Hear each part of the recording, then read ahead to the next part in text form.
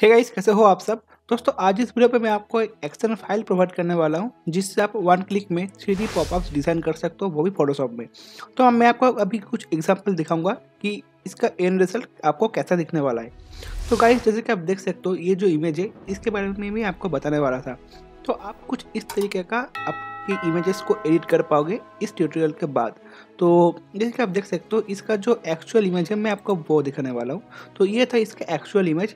जब हमने इसके ऊपर वो एक्शन फाइल को चलाया तो उसके बाद हम लोग को कुछ इस तरीके का इफेक्ट देखने को मिल रहा है। तो यहाँ पर आपको कुल मिलाकर 6 स्टाइल देखने को मिलेगा। तो दूसरी इमेज पे अगर हम आते हैं तो आपको कुछ इस तरीके का एक स्टाइल देखने को मिलेगा। ठीक है, तो यहाँ पर ऐसे हम लोग को 6 स्टाइल देखने को मिलेगा। और इस वीडियो पे मैं आपको दिखाऊंगा कि आपको वो एक्शन फाइल चलाना कैसा है। गाइस, वीडियो को छोड़ के मत जाना, क्योंकि इस एक्शन फाइल को चलाने का कुछ तरीका है, मैं आपको वो इस वीडियो में बताऊंगा। और मैं बहुत ज़्यादा श्योर हूँ कि अगर इस वीडियो को आप छोड़ के जाते हो तो भाई आप एक्शन फाइल को नहीं चला सकते हो, क्योंकि यहाँ पर आपको कुछ स्पेसिफिक काम करना पड़ता है जो कि पर्टिकुलरली इस एक्शन फाइल के लिए ही है। और मैं आपको इस वीडियो में वो सब बता दूंगा। ठीक है, तो प्लीज़ वीडियो को आखिर तक देखना, नहीं तो ये एक्शन फाइल आपका कोई काम में नहीं आएगा। तो गाइस, अब एक्शन फाइल को आप डाउनलोड कैसे करोगे, तो डिस्क्रिप्शन बॉक्स पे मैं इसका लिंक दे दूंगा। अगर नहीं तो आप हम लोग के टेलीग्राम ग्रुप पे पहले से हो तो भाई टेलीग्राम ग्रुप पे तो ये अपलोड हो चुका है, तो आप वहाँ से भी इसको डाउनलोड कर सकते हो। तो या तो आप डिस्क्रिप्शन पे एक गूगल ड्राइव का लिंक होगा, आप वहाँ से इसको डाउनलोड कर लेना। ठीक है, तो मैं फिलहाल इन सभी को बंद कर देता हूँ। मैं आपको एकदम शुरू से ये सब कुछ दिखाऊँगा। ठीक है, तो जैसे कि आप देख सकते हो, मेरा रैम बहुत ज़्यादा फुल हो चुका है, तो मुझे इस सब को डिलीट करना पड़ेगा, नहीं तो मैं फर्दर कंटिन्यू नहीं कर पाऊंगा। ठीक है, तो मैं फिर से इस वाले इमेज को चूज़ कर लेता हूँ यहाँ से। ठीक है, तो इस इमेज के ऊपर हम लोग वो काम करेंगे।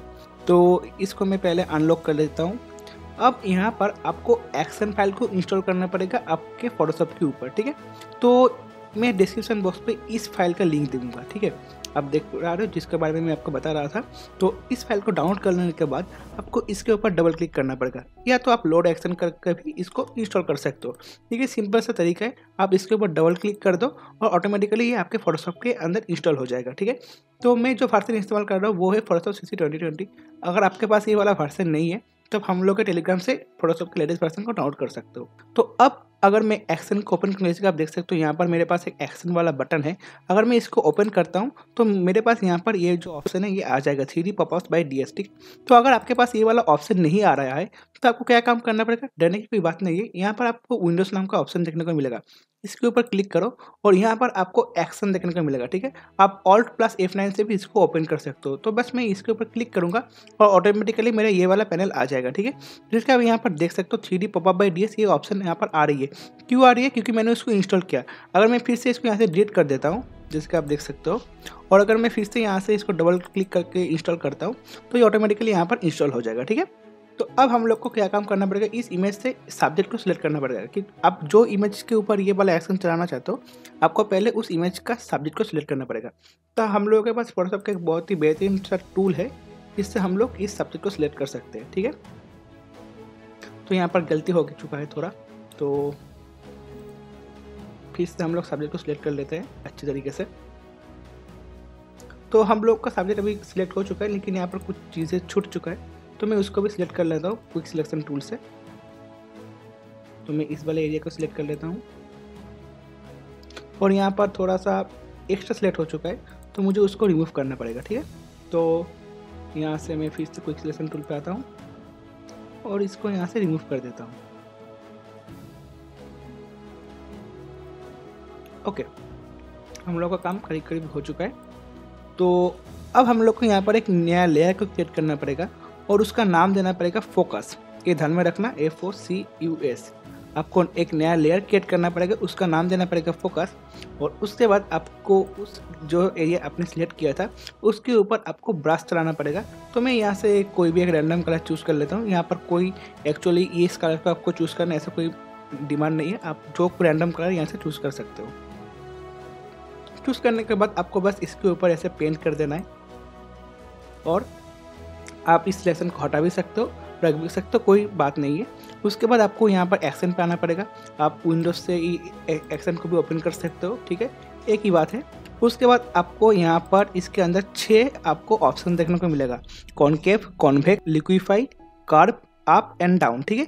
ये 6 डिफरेंट टाइप्स का है, ठीक है। तो आपको जो एडिट अच्छा लगता है, मतलब ये जो पेपर आ रहा था ना, उस पेपर की स्टाइल से मैंने यहाँ पर इसका 6 नाम दिया है, ठीक है। तो आपको जो वाला स्टाइल अच्छा लगता है आप यहाँ से वो वाला सिलेक्ट कर सकते हो। तो मैं यहाँ से लिक्विफाई को सिलेक्ट कर रहा हूँ। अब मैं इसको यहाँ से प्ले कर दूंगा, तो अब देखो ये ऑटोमेटिकली प्ले होगा। यहाँ पर कुछ कॉन्फर्मेशन मांगेगा, जैसे कि आप देख सकते हो ये इसका जो बॉर्डर हो रहा था ना, तो उस बॉर्डर का साइज मांग रहा है, ठीक है। तो मैं यहाँ से कंटिन्यू पे क्लिक कर दूंगा और ये देखो यहाँ पर हम लोगों का बॉर्डर वाला ऑप्शन आ चुका है, ठीक है। मैं जैसे जैसे इसको बढ़ा रहा हूँ, आप देखना यहाँ पर बॉर्डर भी इंक्रीज हो रही है, ठीक है।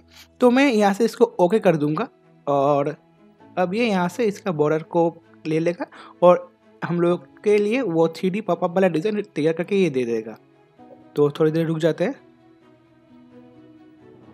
तो ये काम चल रही है अभी, तो ऑलमोस्ट हो चुका है। जैसे कि आप देख सकते हो हम लोगों का जो 3D पॉपअप वाला डिज़ाइन था वो अभी कम्प्लीटली तैयार हो चुका है, ठीक है।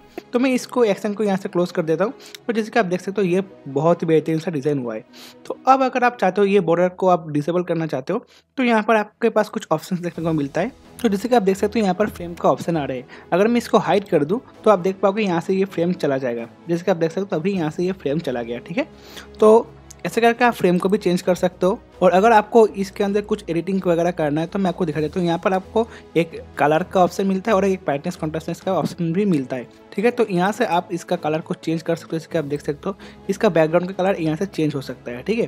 तो अगर आपको इसका कलर को चेंज करनी है तो आप यहाँ से उसको कंट्रोल कर सकते हो, ठीक है। तो मैं अभी फ़िलहाल जो कलर पहले था उसमें ही छोड़ देता हूँ। और यहाँ से आप इसका ब्राइटनेस कॉन्ट्रास्टनेस को भी चेंज कर सकते हो। अगर मैं बैक पे लाऊंगा तो ब्राइटनेस डेफिनेटली घट जाएगा और कॉन्ट्रास्टनेस को सामने लाऊंगा तो कॉन्ट्रास्टनेस बढ़ेगा, ठीक है। तो ऐसा करके आप इसका जो कलर्स वगैरह है उसको चेंज कर सकते हो, पूरे को ट्यून कर सकते हो, ठीक है।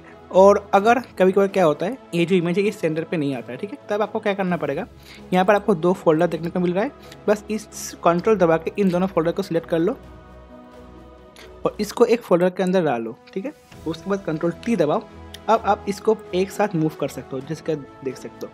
अब इसको आप सेंटर पे ला दो और इसको अप्लाई कर दो। तो ऐसे करके आप इसको सही कर सकते हो, ठीक है। तो अगर आपको एडिटिंग के बाद कुछ यहाँ पर एक्स्ट्रा ऑप्शन सिलेक्ट हो जाता है तो टेंशन लेने की कोई बात नहीं है। आपको यहाँ पर सब कुछ एडिटेबल मिलेगा, ठीक है। तो आप यहाँ से उसको एडिट कर सकते हो। तो मुझे उम्मीद है इस वीडियो से आपको कुछ फ़ायदा ज़रूर हुआ होगा। अगर वीडियो अच्छा लगे तो वीडियो को लाइक कीजिए, हमारे चैनल को जरूर सब्सक्राइब कीजिएगा, क्योंकि हम लोग ऐसे बेहतरीन फोटोशॉप की टिप्स ट्रिक्स और ट्यूटोरियल्स आपके साथ हमेशा शेयर करते रहते हैं। तो मिलते हैं आपसे अगले वीडियो में, जहाँ पर मैं आपको कुछ और ट्यूटोरियल समझाऊंगा। तब तक के लिए stay innovative and be creative.